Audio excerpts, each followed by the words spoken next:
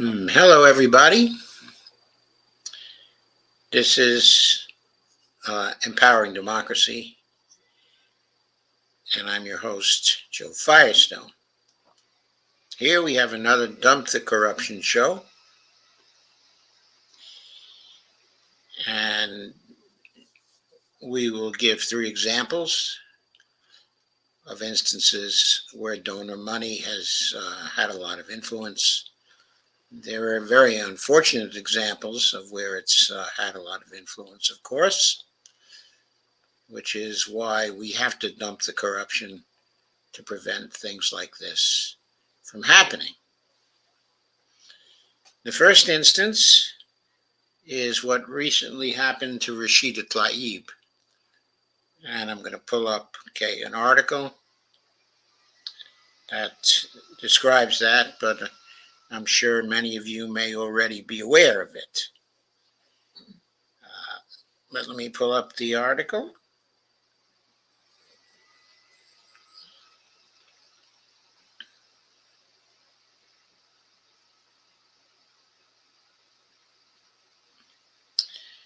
I picked this article up at LA Progressive.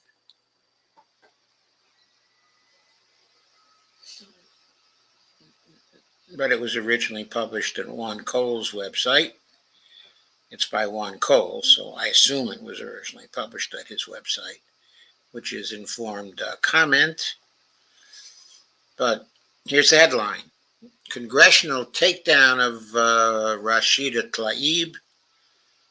Delusional, fake, false. And the tagline, you've censured yourself with this farrago of falsehoods and litany of lies, this tissue of tyranny and proclamation of hypocrisy. So that's a quote from some point in the article, which we'll encounter again. This was published on November 10th, 2023. There's a picture with Rashida, in the middle. And in the background, is Ayanna Pressley. I'm not sure who the other lady is, in the background. It's probably another congresswoman. I don't know where this picture was taken, but she was making her response to the censure that she was subjected to in Congress. The congressional resolution censuring Representative Rashida Tlaib, the first Palestinian to serve in the national legislature, is a major scandal. It is rife with propaganda, fake history, and racism, says Juan Cole. It puts me in mind of Mark Twain's observation that, quote, the United States of America has no native criminal class.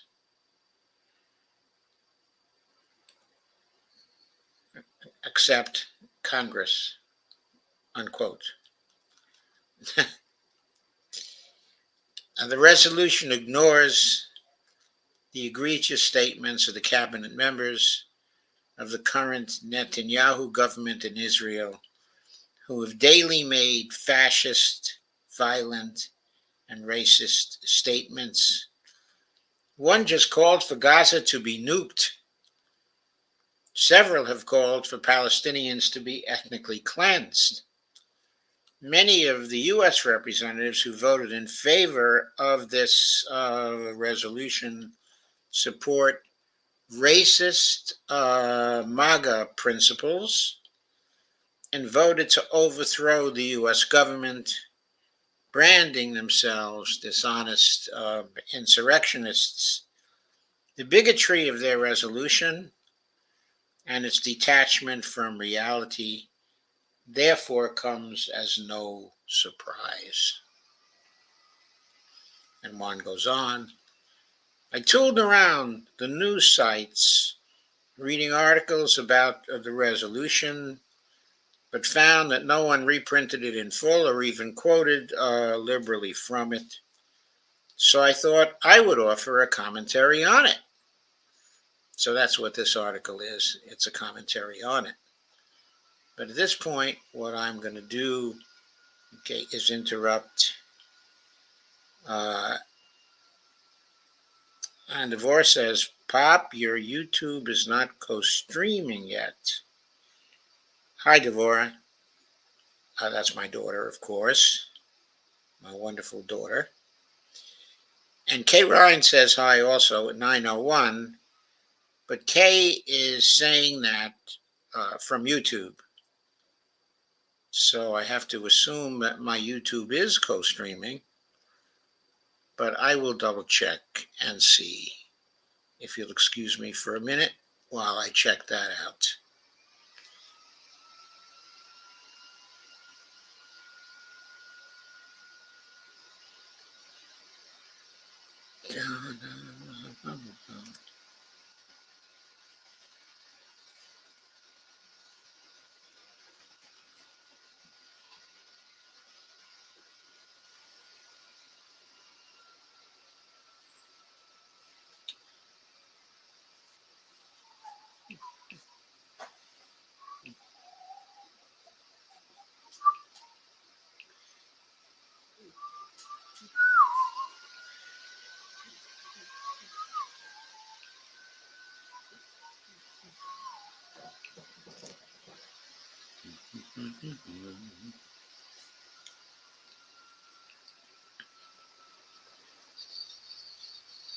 Well, looks like I am streaming.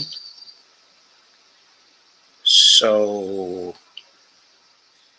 I think that's fine. I do seem to be streaming on YouTube. So there we are. But thanks, Devora, for warning me. So let me get back to one Cole's post. This is the 118th Congress First Session, H-Res 845, censuring Representative Rashida Tlaib for promoting false narratives regarding the October 7th, 2023 Hamas attack on Israel and for calling for the destruction of the state of Israel.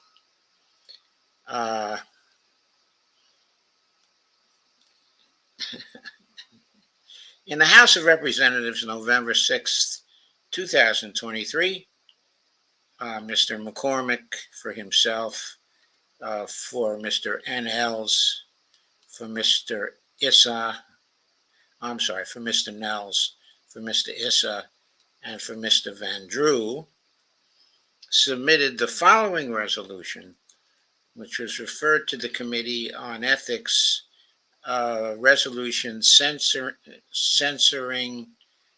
Representative Rashida Tlaib, censuring, I should say, Representative Rashida Tlaib, for promoting false narratives regarding the October 7, 2023 Hamas attack on Israel, calling for the destruction of the state of Israel.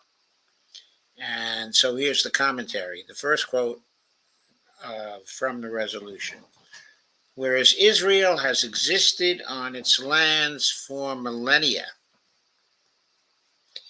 and Juan Cole's reply in his commentary is, Israel has not existed, quote, on its lands, unquote, for millennia. The indigenous Palestinian people have been living in Palestine, including what is now Israel, for millennia, and you want to erase them from history. Of course, by the you here, he's referring to the Congress people who wrote and passed this particular resolution. From 1099, when the Christian Crusaders took Jerusalem, until the early 20th century, there were only a handful of Jews in geographical Palestine, called Philistine, in Arabic. When Bonaparte invaded in 1799, he found only 3,000 Jews, in a population that probably amounted at that time to some 200,000 people. Almost all of them were Muslims and Christians.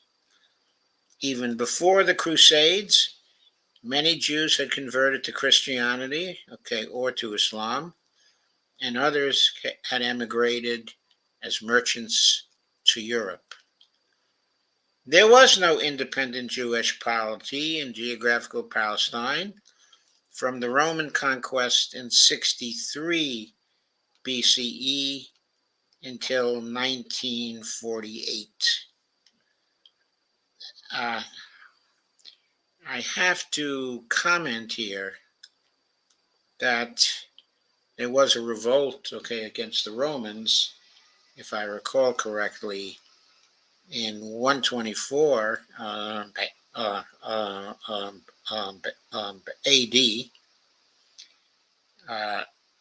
The rebellion was led by Rabbi Akiva and Simon Bar Kokhba, and it was pretty successful for a while. If you want to call that,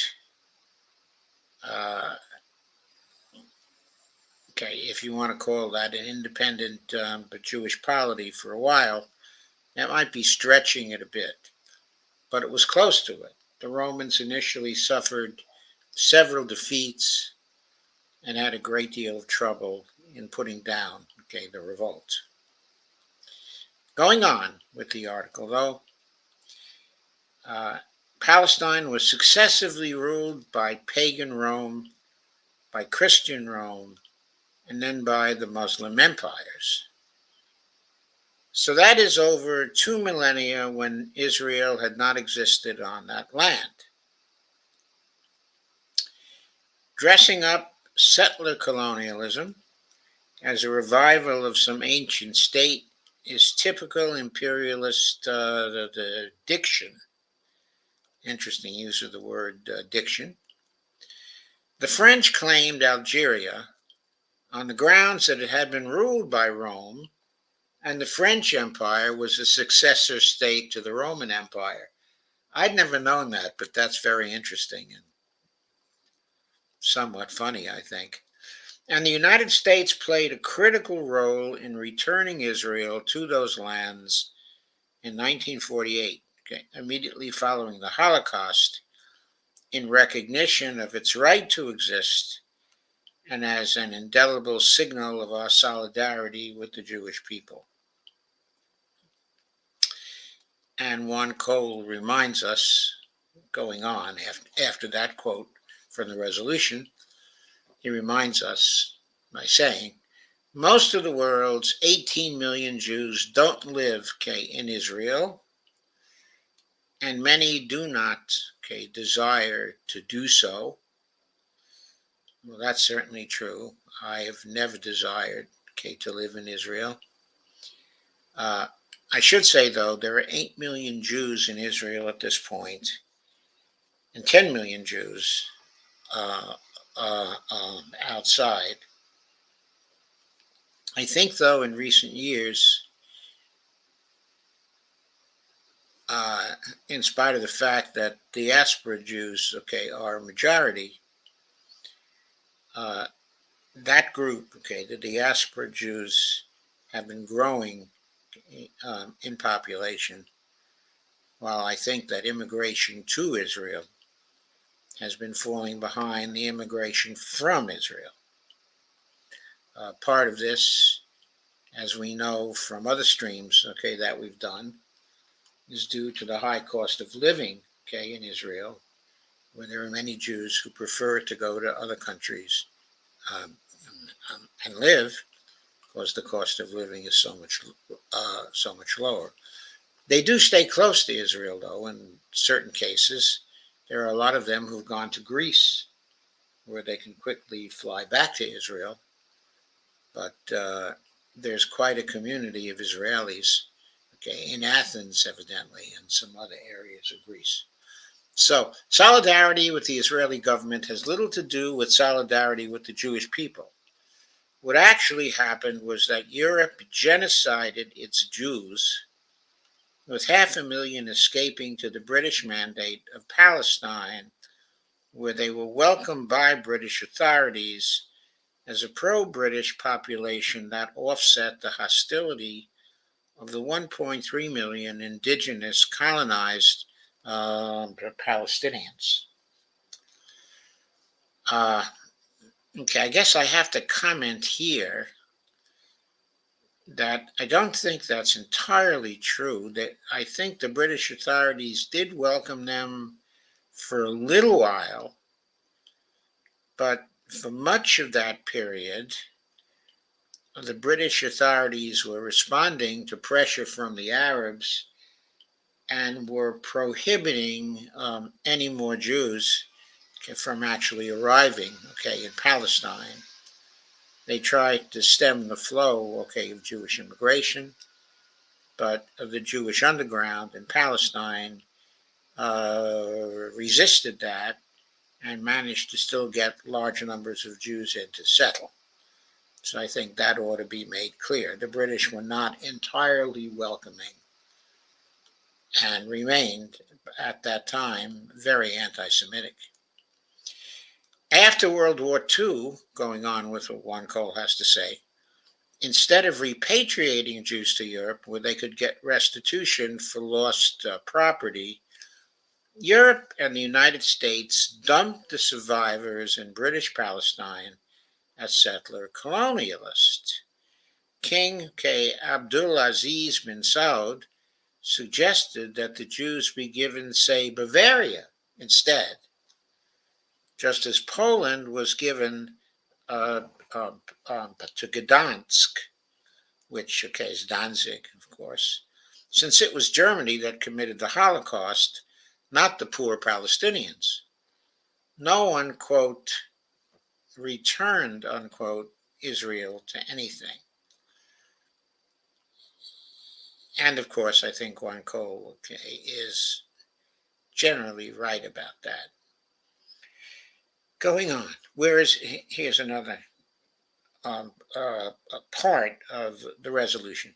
Whereas Israel is a critical ally to the American people and to our strategic national security interests in the Middle East, Juan Cole comments, it is not in fact clear what exactly Israel does for U.S. national security interests. Its brutal policies towards Palestinians and Arab neighbors have provoked a lot of anti-U.S. sentiment and even terrorism. It was useless in the Iraq and Afghanistan wars. It has refused to join a boycott of Russia over Ukraine or to send substantial weaponry, to Ukraine. It did, though, support Ukraine, in some measure. I have to comment on what Juan Cole said here.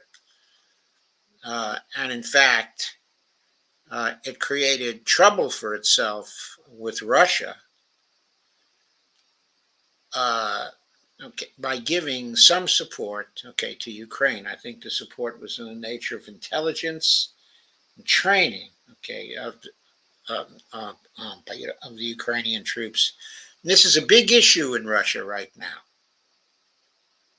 It's a big issue for them. And they are not as friendly to Israel as they were before the Ukrainian incident. So I think this has to be made clear. Now, I find myself correcting Juan Cole quite a lot here, which is, I didn't think I was going to be doing that. Usually I don't correct him on his columns because I usually completely agree with him. Anyway, going further. Whereas the people of Israel, including American citizens, were brutally attacked on October 7, 2023 by Hamas. And Juan Cole says, true, but what has that got to do with Rashida Tlaib? You do understand that tarring all Palestinians with the brush of Hamas or October 7th is an ugly form of racism, don't you? Well, evidently, our erstwhile representatives in Congress, very many of them anyway, do not understand that. Whereas Representative Rashida Tlaib, within 24 hours of the October 7th barbaric attack on Jewish citizens of the State of Israel, representing the deadliest day for Jews since the Holocaust, defended the brutal rapes, murders, beheadings, and kidnapping, including of Americans by Hamas, as justified, quote, resistance, unquote, to the quote, apartheid state, unquote. Yeah, says Juan Cole, you just made that up. It never happened. Israel is practicing apartheid, and some Palestinians do resist it, but Tlaib has never spoken in favor of terrorism, and she explicitly condemned the October 7th attacks.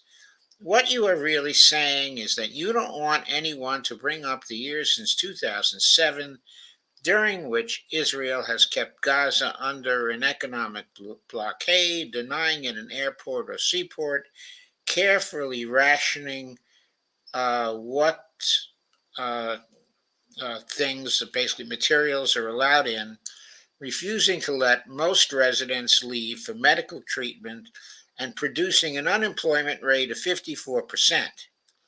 Israel turned Gaza into an open-air prison where 10% of children are stunted owing to malnutrition, with the complicity of the U.S. Congress. So, by all means, pledge that we shall not speak of it. And Juan Cole continues or goes on. I'm not going to play the Rashida answer to this. Probably I should, but I just want to concentrate on this particular article and then make a statement of my own. Where Representative Tlaib's October 8th statement claimed that Hamas' October 7th attacks on the Jewish people was partly attributable to United States security aid provided to Israel, which ignores the fact that the Iron Dome, a co-developed air defense system, saved lives that day by intercepting rockets launched from the Gaza Strip, against Israeli civilian targets. Juan Cole says, yeah, the U.S. Congress has been spineless in standing against Israel's predatory behavior toward the Palestinians and has armed Israel to the teeth while allowing it to steal Palestinian land, keep Palestinians stateless, and colonize Palestinian land. Israel has used by U.S. weaponry, such as cluster bombs in the southern part of Lebanon, in ways contrary to U.S. law, but you legislators let it get away with murder. The siege of Gaza and the repression in the West Bank are carried out with American weapons. It is possible to condemn this supreme one-sidedness on the part of the U.S. Congress and also to condemn Hamas. Whereas on October 18, 2023, Representative Tlaib continued to knowingly spread the false narrative that Israel intentionally bombed the Al-Ali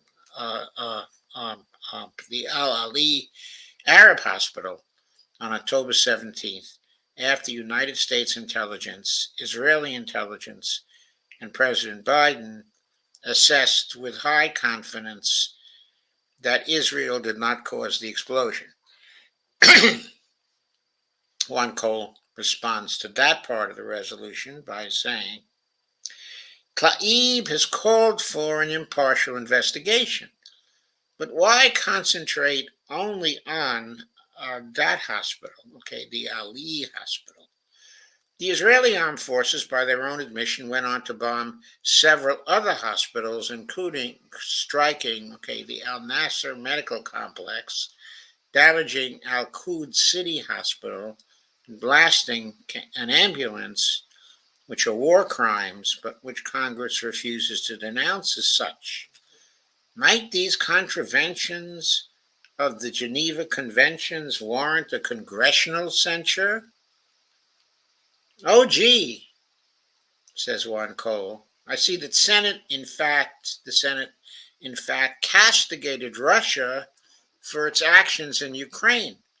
calling them genocide and issuing a condemnation of, quote, killing members of the Ukrainian people in mass atrocities through deliberate and regularized murders of fleeing civilians and civilians in passing, as well as purposeful targeting of homes, schools, hospitals, shelters, and other residential and civilian areas, unquote.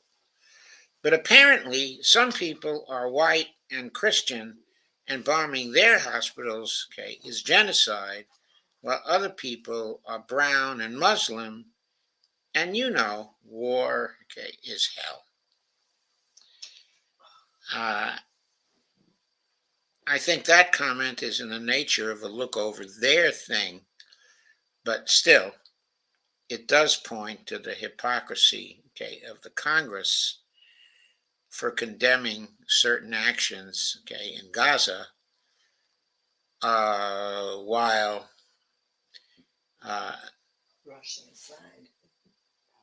while it castigated Russia for similar behavior, okay, in Ukraine. I have to mention here, okay, also that there's considerable question as to whether the Russians, okay, engaged in the same kinds of actions, okay, as the Israelis have, okay, in Gaza. As far as I understand it, the Russians did make very great efforts to limit civilian casualties in the area, okay, of Ukraine. And as far as I know, the civilian casualties caused by Russia, okay, inside of Ukraine in the whole 18 months of that war are less than the civilian casualties that have been caused by Israel through its bombings, okay, of Gaza since the October 17th attack, okay, by Hamas. So there's a very interesting comparison there, I think, okay, to make. I don't know if the comment, but apparently some people are white and Christian and bombing their hospitals as genocides. Other people are brown and Muslim, and war is hell. That may be justified, okay, in this case, but it also may not be. But whether it is justified, okay, or is not justified, there still is hypocrisy, okay, in this case, in applying one standard to Russia and its war, okay, on Ukraine, and another standard, okay, to Israel. Whereas I also have to mention, which we haven't mentioned so far, and I'm surprised Juan Cole has not actually tried to mention this, because I think it is very, very important in evaluating that particular situation. Specifically, the international legal status of Israel with respect to Gaza is that Israel is the occupier. I know it left Gaza internally, physically, in 2007. But of course, it surrounded Gaza and imprisoned the people, okay, of Gaza, and denied them the various things that were just listed by Juan Cole. Technically, from an international law standpoint, that is a continuation of the occupation, okay, of Gaza. Not only that, in the occupation of Gaza, the Israeli military and civilian authorities had the responsibility, according to international law, to provide basic services to the occupied areas. And in both the West Bank and in Gaza, the Israeli occupation authorities have failed to do that for 50 years. And in Gaza have certainly failed to do that since the Israelis left in 2007, because they weren't able to keep order there. That's basically what happened. They weren't able to keep order.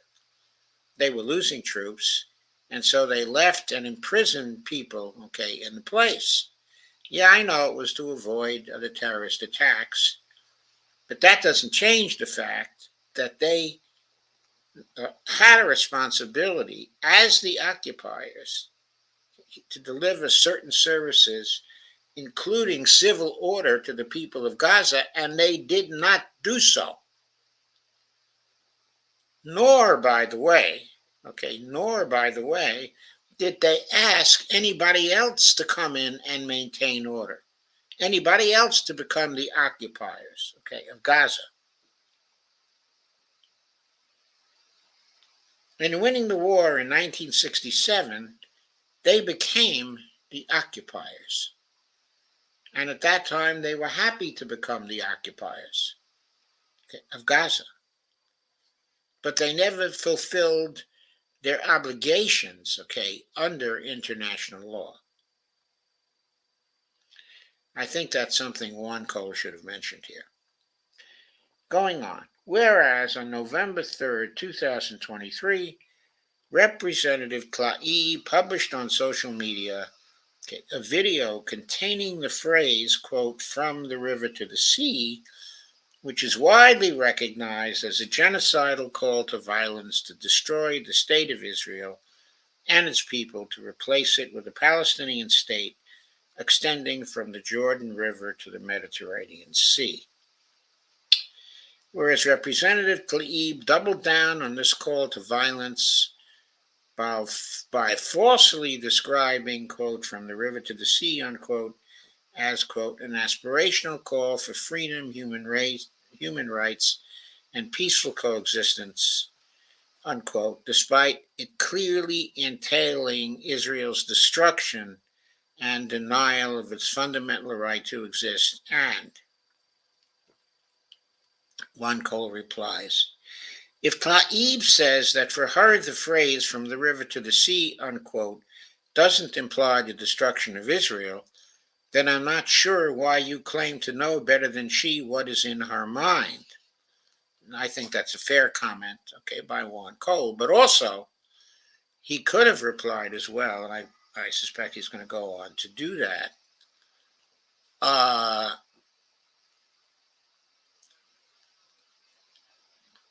Many people, it says here,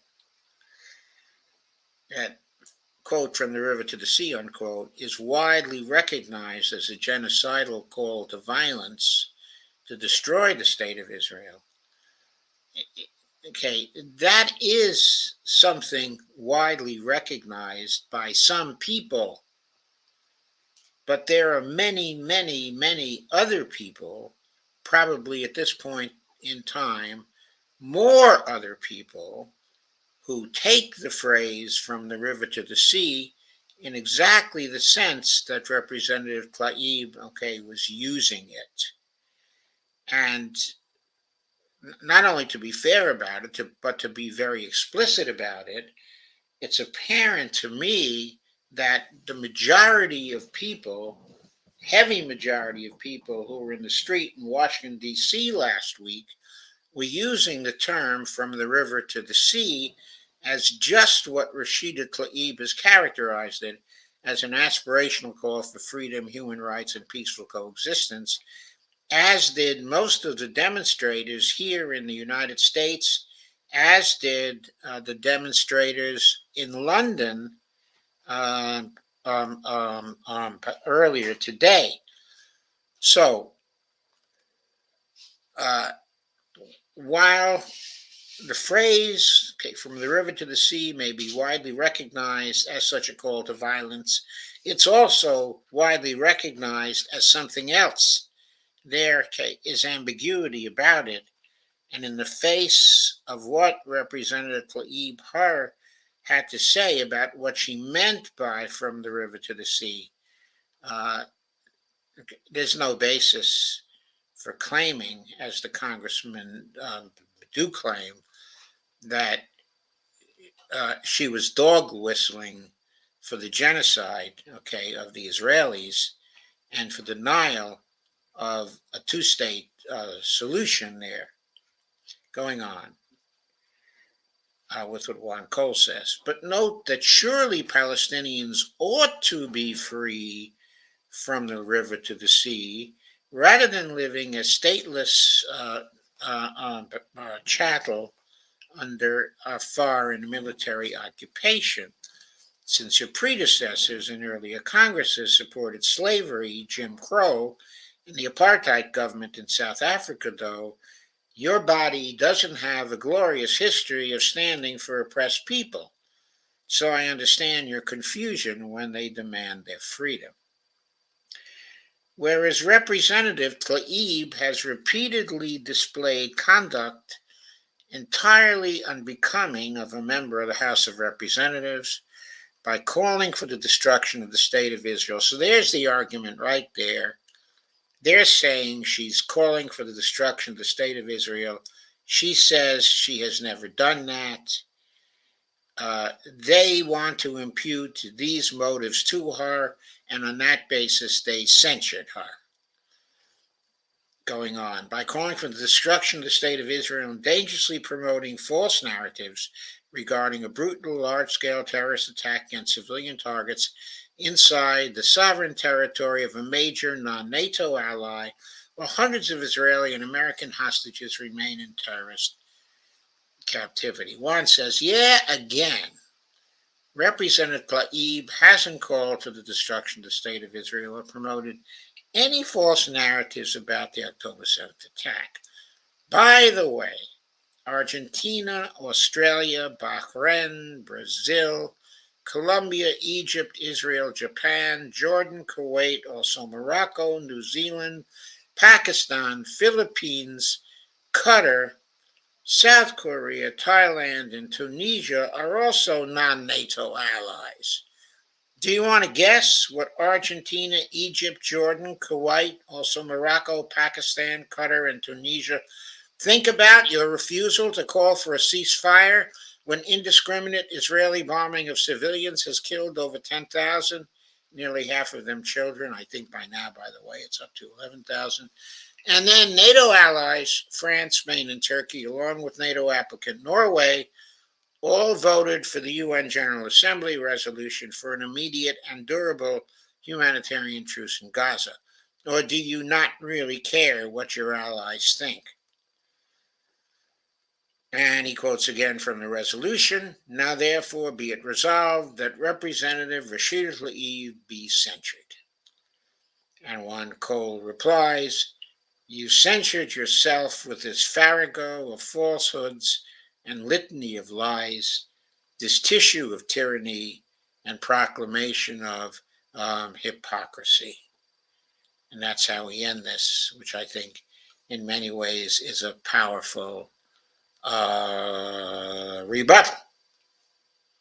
So there you have it. But from a dump the corruption standpoint, none of this is really the issue here. Well, the issue is, why is this happening? Why is the censure happening? The censure is happening because the House is controlled by Republicans, and because of the Republicans, like I think it's fair to say the majority of the Democratic Party inside of Congress has been captured, by AIPAC and by other PACs and super PACs that are extremely hostile to any defense of Palestinian rights by American politicians, and especially by the only person of Palestinian but whose origin is Palestinian, currently serving in the Congress. They're very hostile to any questioning of the legitimacy of the Israeli government at this time. there is a general movement afoot to censor people. We see efforts to censor students. We see efforts to censor certain kinds, of organizations, such as Jewish Voice for Peace. But for example, the efforts at censoring dissent, over Israel are spreading rapidly across America in a new wave of what's virtually McCarthyism. And Rashida got caught, in that. There wouldn't have been any censure for her if people still respected the idea of dissent and free speech, and also had not been bought by money from AIPAC, and its allies. And that money is huge, in politics. Because if people oppose what those donors want, to do, then they face primaries. And they face primaries that are very, very well funded. And they won't dare even be suspected of an anti-Israeli position. So Israel, as a nation, through AIPAC, is the tail wagging the American dog. How do we get rid of that? We get rid of it through dump the corruption. We defeat every candidate who is taking big money from any source, including AIPAC and including, its allies. And if we did that, and if the Congress was made up of new Congresspeople who were not at all beholden to AIPAC, and its related and allied set of donors, no censuring of Representative Rashida Tlaib would ever have taken place. It was an event manufactured by the corruption in our political system that we will not get rid of, because we will not, as a people, support this dump corruption movement. I'll go on to the next example. Sorry I took so long on that one. Actually, if it was a short article, I didn't think it would take me that long to go through it, but it did. Okay.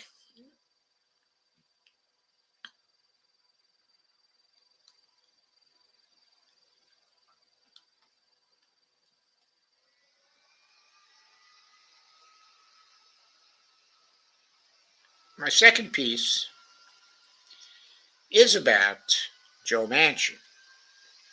And of course, there it is even easier to make the case for dump the corruption. You should be seeing the article now on StreamYard. It's from Common Dreams. After years of tanking climate action and anti-poverty measures, Joe Manchin announces exit from the Senate. Quote, during his time in office, Manchin served the fossil fuel industry and lined his pockets with the payoff, unquote, said one critic. And that one critic is right, of course. This article is by Julia Conley, November 9, 2023. And I have to add to that first statement, at the start. Not only did he line his own pockets with contributions, but he became a fossil fuel owner himself, specifically a part owner of coal mines, if I am not mistaken. And so he was contributing to the fossil fueled crisis, climate crisis, himself in a very direct way. So yeah, he lined his pockets with the payoff, but he lined his pockets with the fossil fuel profits too. Progressives on Thursday were unsurprised to hear that right-wing Democratic U.S. Senator Joe Manchin has decided not to seek a re-election next year, following recent polling that showed him 13 points behind Republican Governor Jim Justice, but expressed frustration over the conservative senator's legacy of tanking the Democratic Party's agenda as leaders insisted he was the only Democrat who could possibly win the approval of voters in his home state of West Virginia. After Manchin released a video announcing he will retire from the Senate seat he's held since 2010, former Ohio Senator Nina Turner noted that economic justice and rights advocates have long been told that they, quote, had to sacrifice every progressive reform so we could hold on to a blue seat in West Virginia. Quote, now he's vacating the seat, unquote, said Nina Turner. And there's a, quote, a tweet from her to that effect.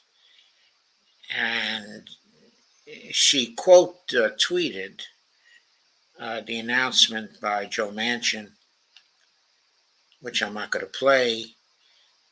Basically, his tweet was, to the West Virginians who've put their trust in me and fought side by side to make our state better. Oh, what crap that is.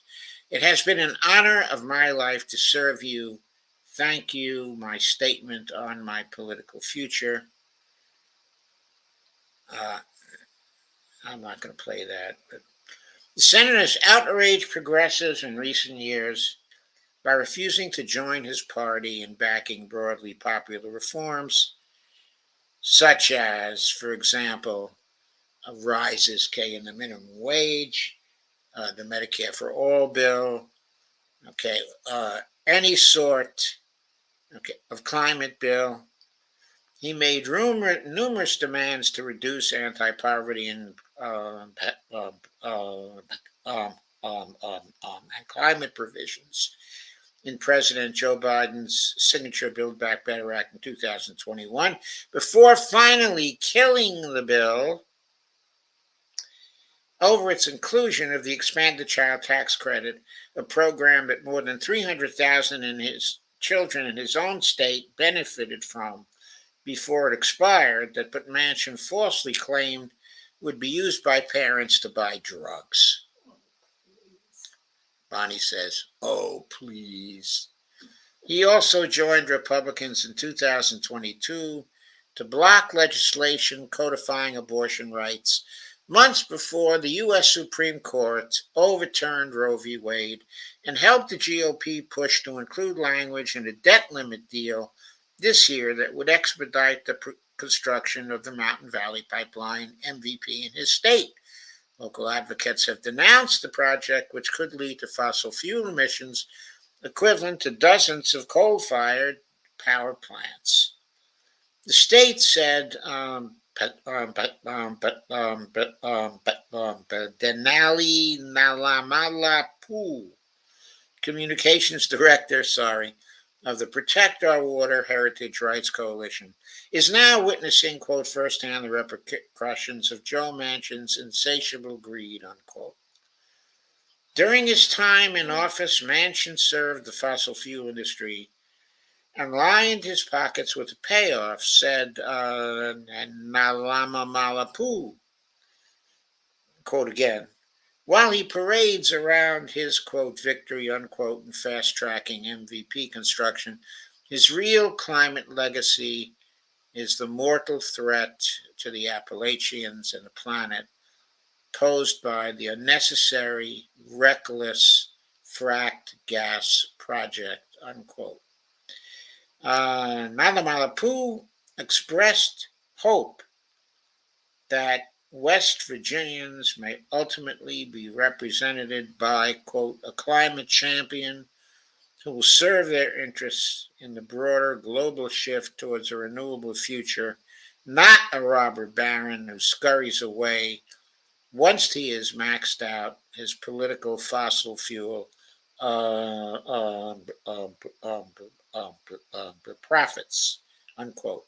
I have to add at this point that Jim Justice, the guy, Joe Manchin, is abdicating too. That guy is just as bad as Joe Manchin,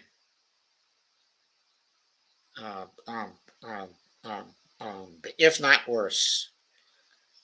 The only advantage represented by Jim Justice is he comes in as a Republican. Everybody knows he's a Republican. He's going to be part of the Republican caucus in the Senate, unless that is the West Virginians beat him with a Democrat that will represent them far better. That doesn't appear to be very likely, though, because Jim Justice was a pretty popular governor. Excuse me a minute while I take a pill.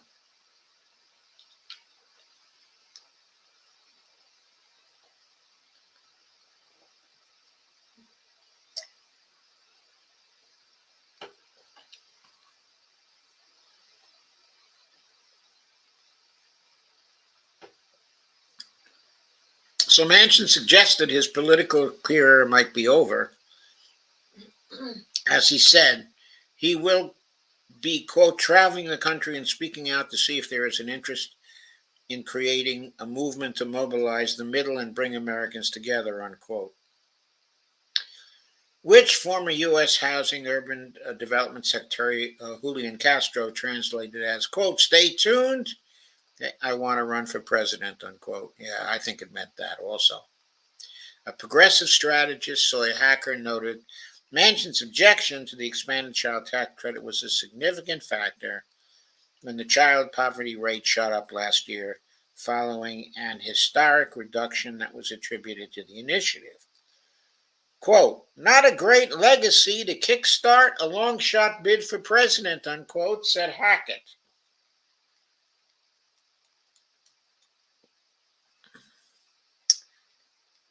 He said that on Twitter.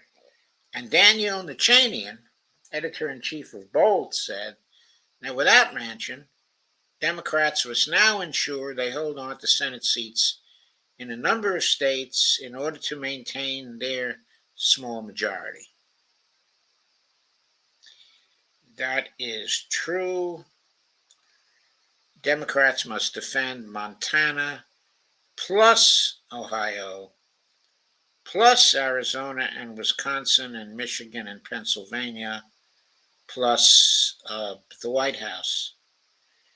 Or if they stumble in just one of those, they must replace one by a GOP held seat, so unseat Scott, okay, or Cruz.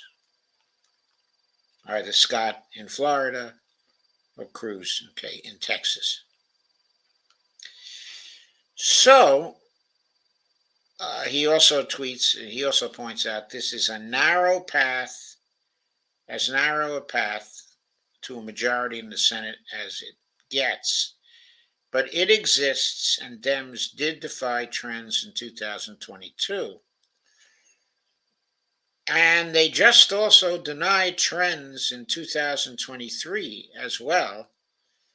They won in quite a few states due to the abortion issue. They won in Ohio due to the abortion issue. And Sherrod Brown, who I think will be running in 2024, of course, will be running in part on that particular issue.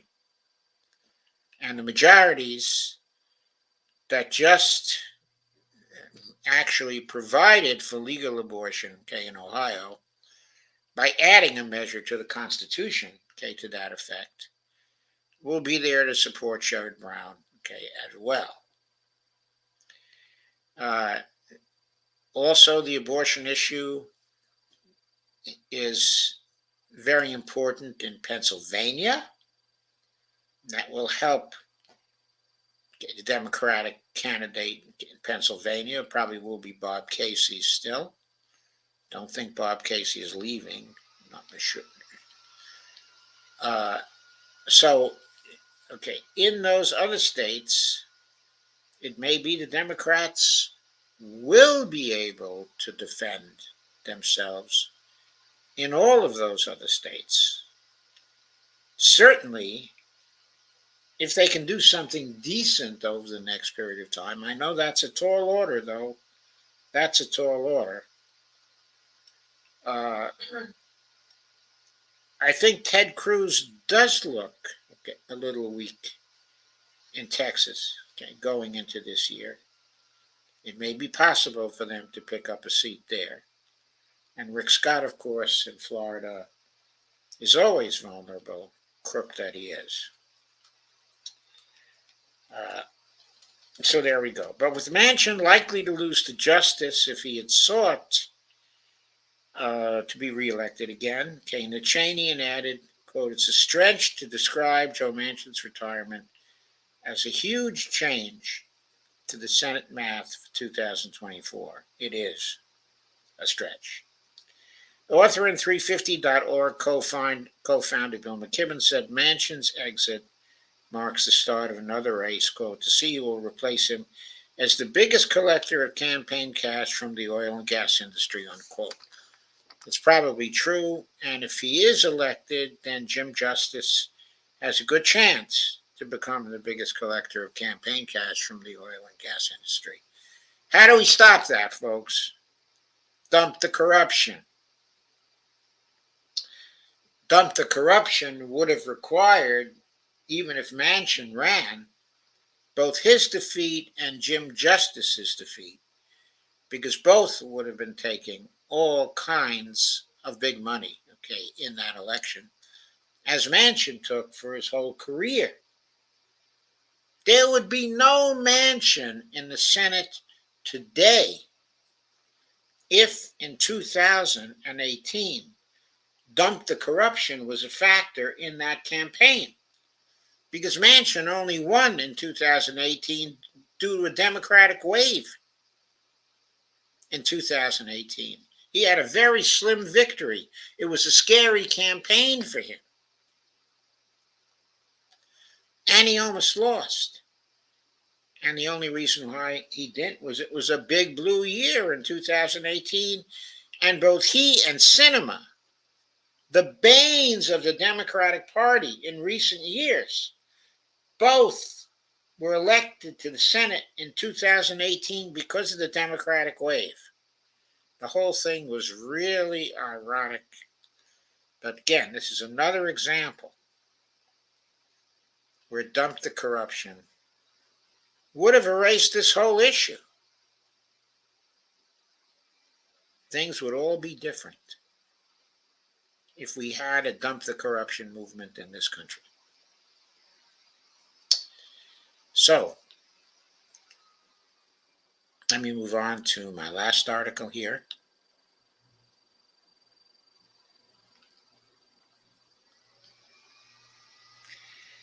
Guess what the Republicans have been doing? Before I start on this article, I want to make clear,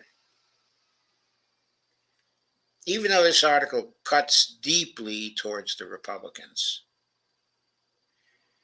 I am certainly not trying to hold up the Democrats as any kind of example here.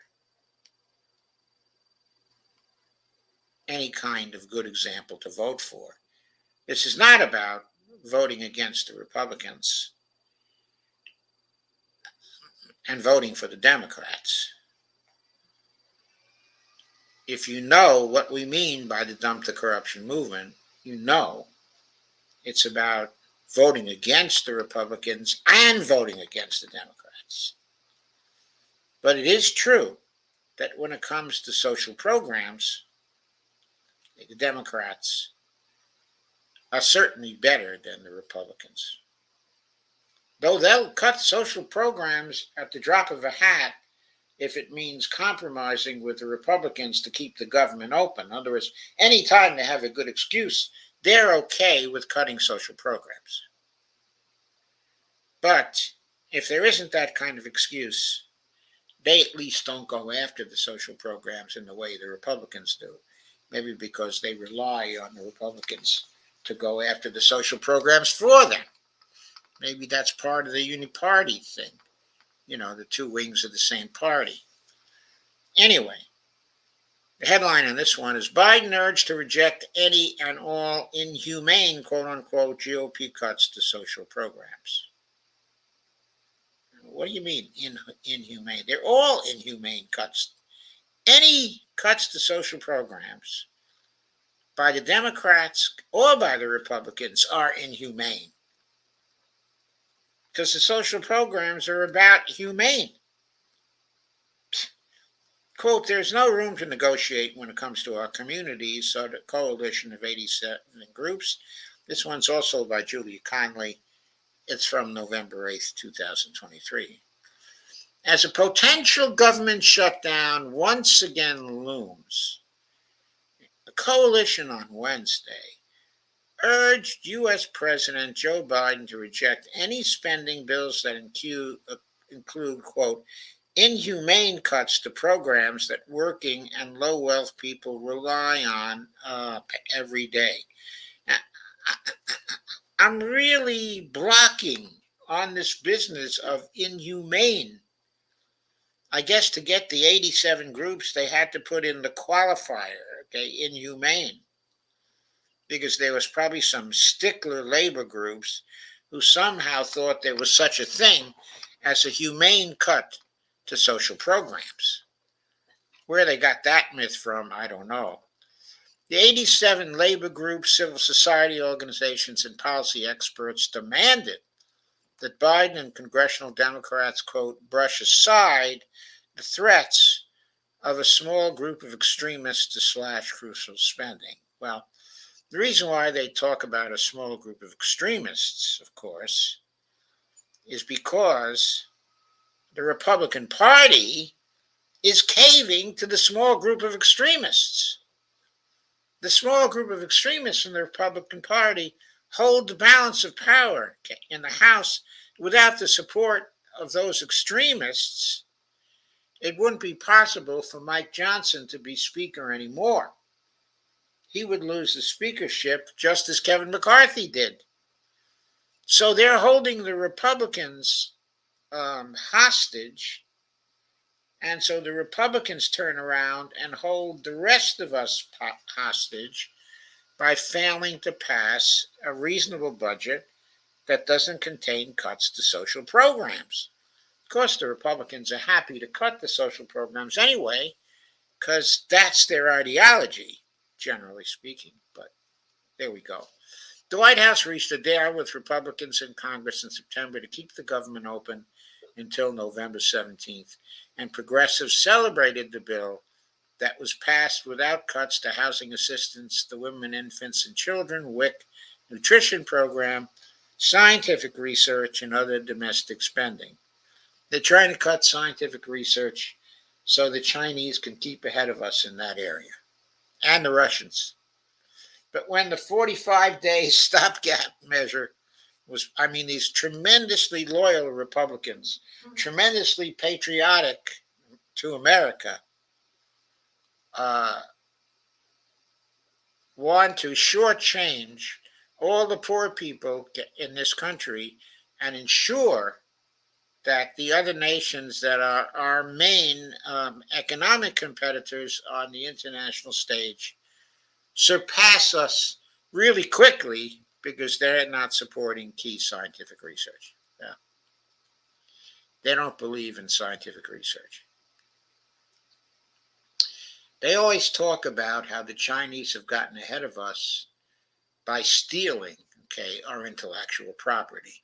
I was just watching a debate today between John Bolton, and Yanis Varoufakis, and John Bolton was complaining about how terrible the Chinese are because they steal, our intellectual property, rather than doing, their own innovation. So his compatriots, in the House,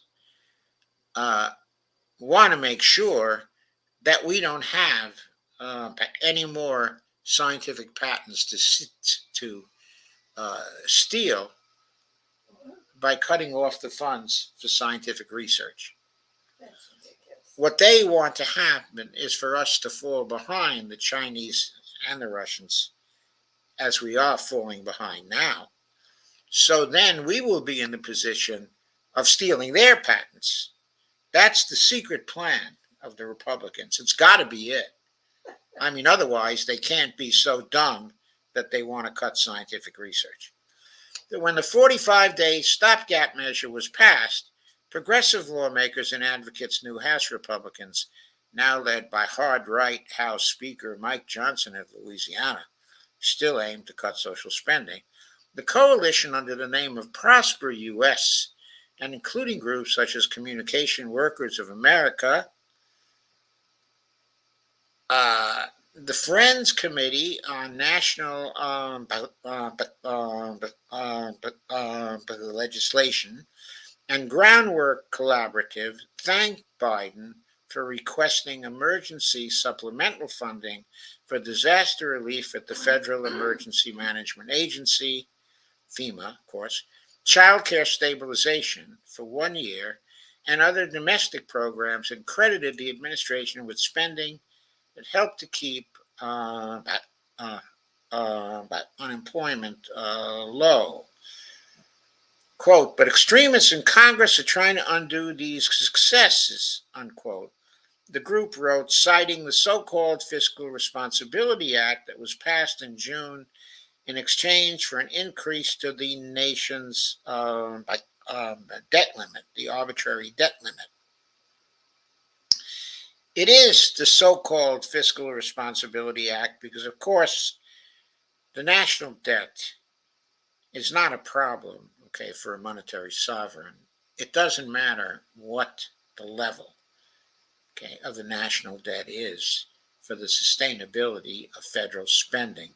It is a totally false issue, and because the Democrats won't try to educate the population about that, year after year after year, we have to bear these so-called fiscal responsibility acts that say they're doing something about the nation's debt because the big debt is so scary. You all know how I feel about that. Okay, that's nonsense. By the way, why did they pass these kinds of acts? Because their donors want them to tank the social safety net as much as possible. Their donors want people not to be politically independent of them. The donors want people to be prostrate before them so that they won't resist the lousy treatment the employers want to hand out. This is what this is about. It's about keeping people in a subordinate position. Okay, that's the Republicans' first law of politics. Keep the people down in all the ways they can. And they use the debt issue as an excuse to keep trying to do that. And they're ideologically faithful to that year after year in Congress after Congress. And it fits in with how they get their funding from these big donors and what these big donors want from the Congress. They want Congress to keep on putting down the working class in general. This is one of the ways they do that. One of the other ways, of course, is keeping the unions down and stopping the union movement as much as they can. And, of course, keeping the minimum wage down. That's a big thing. Not passing a federal job guarantee program. That's a big thing. The package included work requirements for the Supplemental Nutrition Assistance Program. Yeah, keep people hungry. Raise their utilities so you keep them cold. And other safety net programs, and cut Internal Revenue Service funding meant to stop tax evasion by wealthy Americans.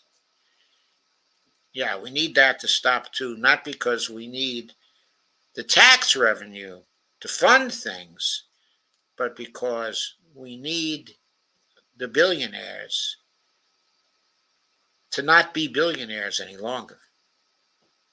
We need to stop the tax evasion, but we need to greatly raise the tax rates so there are no billionaires anymore. Why do we need that? Because the billionaires are a danger to democracy. And it's through dump the corruption that we're trying to end that particular danger, okay, to democracy. Even with those cuts, Prosper U.S. warned House Republicans have signaled they're willing to make even more draconian cuts in a potential stopgap bill. New letter from the, quote, Prosper U.S. coalition asked Scott POTUS to reject any funding vehicle that cuts a penny more from the critical programs that enable our economy to thrive. And of course, the reason why the Republicans don't want to have our economy thrive is because if our economy thrives under Joe Biden, it's more likely that Democrats are going to be reelected. Now, of course, with the dump the corruption movement, they would not be reelected, nor would the Republicans be elected, because people in both major parties, everybody is taking big money. They're all at least taking lots and lots of more than $200 contributions from individuals who can afford to make those kinds, okay, of contributions. And so every congressperson is at least representing their interests rather than the interests who can't afford such $200 contributions to try to buy the congressman. Extremists in the party have proposed substantial cuts to the U.S. Department of Education, agricultural programs, violence prevention initiatives at the Department of Justice and the IRS. Other social spending they aim to reduce includes home heating assistance. There it is. Not only keep people hungry, but keep them cold too. For low-income families, and SNAP, which they would take away from 1.3 million people with low incomes, according to the Center for Budget and Policy Priorities. Quote, polls consistently show Americans oppose cuts to essential programs that support reinvesting our tax dollars back into our communities. There's no such thing as reinvesting our tax dollars, of course. I've gone over this point again and again and again. The tax dollars do not pay for anything. All the new money that goes into the Treasury spending account is newly created by the Federal Reserve.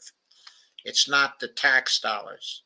The tax dollars are destroyed in the process of the Treasury settling its deposits at the Federal Reserve.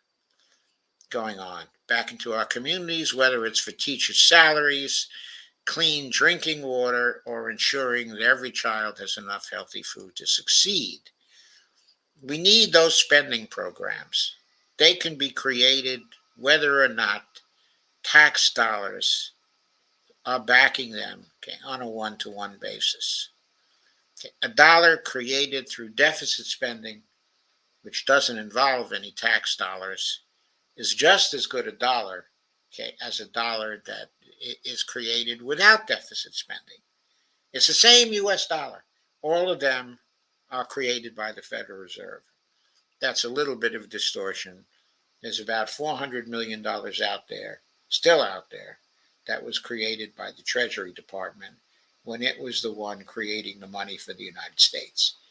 But all the rest of the dollars out there are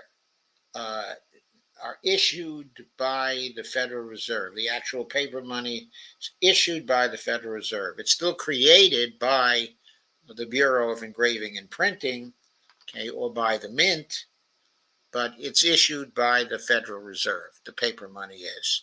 And all the reserves in banks, all the additions to bank balances that are made by the government, all those additions are created by the Federal Reserve.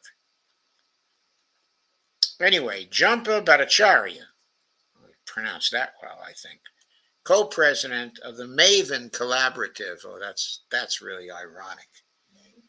Yeah, Jumper Bhattacharya, co-president of the Maven Collaborative, I love that, which is part of the coalition, said that considering the White House has requested $14 billion in aid for Israel this month, quote, it's way past time for our policymakers to give programs that help feed, educate, and care for American families the value they deserve. I think one thing has nothing to do with the other, but it's certainly true that it's way past time for our policymakers to give programs that help feed, educate, care for American families the value they deserve. Quote again, if we can find money to fund war and destruction internationally, we should be able to also fund programs that save lives domestically. We are able to fund those programs. The SOBs just have to pass them. Quote again, all Americans. What? Free education would have helped a lot. Barney says free education would have helped a lot. Absolutely. Quote, all Americans deserve to have a roof over their heads, food on the table, and their children educated and cared for. We should never let extremist, racist ideology take that away from us, unquote. I completely agree. Unfortunately, we've been letting extremist and racist ideology take that away from us, so we have to stop. How do we stop that? We put the right people into Congress. Who are the right people into Congress? They're the people who are not bought by the big money. Right. If we defeat all the people who are taking the big money, we will get a Congress, the majority of which is not governed by extremist and racist types of ideology, or classist types of ideology either. We will elect a Congress that is small d democratic in character, whatever its parties are. The groups noted that housing assistance, Social Security, and nutrition programs are among the, quote, life-saving, economy-building, unquote, initiatives that have faced, quote, chronic underfunding. And I can say that again. Quote, cutting critical programs and failing to invest more in our communities undermines our economic progress, said um, um, um, Bilal Baidoun, Director of Policy and Research at the Groundwork Collaborative. Quote, the president must reject any proposal that cuts the public investments that pushed unemployment to record lows and restarted our economic engine. There is no room to negotiate when it comes to our communities, unquote. And of course, okay, I have to second that. But I have to come back again to the central point, okay, of this stream.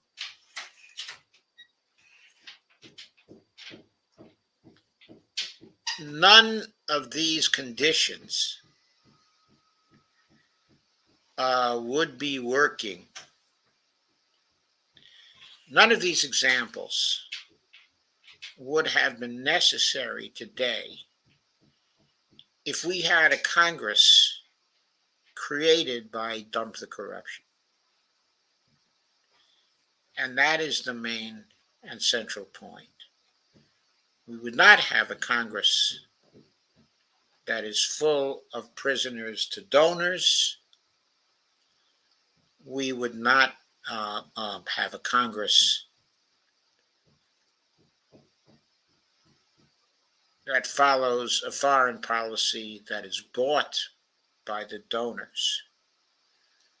We would not have a Congress full, okay, of warmongers, because the donors would not be paying them to warmonger. So that's it. I think I'm going to move to the comments. And what do you know? Okay, I have no comments. K. Ryan says, okay, I'm going to bed, but I love you all at 10:09. Dee is here. She checked in at, I don't know when she checked in exactly, but she was here at 9:26. My daughter Devorah is here. So this was not a well-attended stream, unfortunately. I think it was an important one. It was a makeup stream for last night, which stream I had to miss because I had to go to a play that was produced in part by my granddaughter at her high school. So I think on that note, if there are no more comments, I think I'm going to say good night. And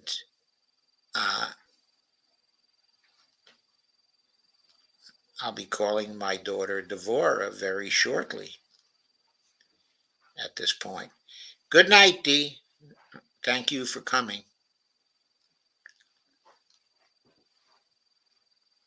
So, I think that's it for tonight, folks. I might be seeing you sometime over the next couple of days. I don't know, but if not, I'll certainly be seeing you on Tuesday night for my international relations show. And I'll probably also be seeing you on Tuesday night for one of Dee's, Around the World with Dee and Friends shows. Meanwhile, please do not forget my Patreon accounts. My Patreon account is up on the screen, and my Buy Me a Coffee account, which is also passing on the screen in the banner that actually flows across this. So for now, good night. Hopefully I'll get a lot more views on Twitter than I've gotten on YouTube so far, and a lot more views in the aftermarket, on Facebook. So on that note, I'm going to end this stream.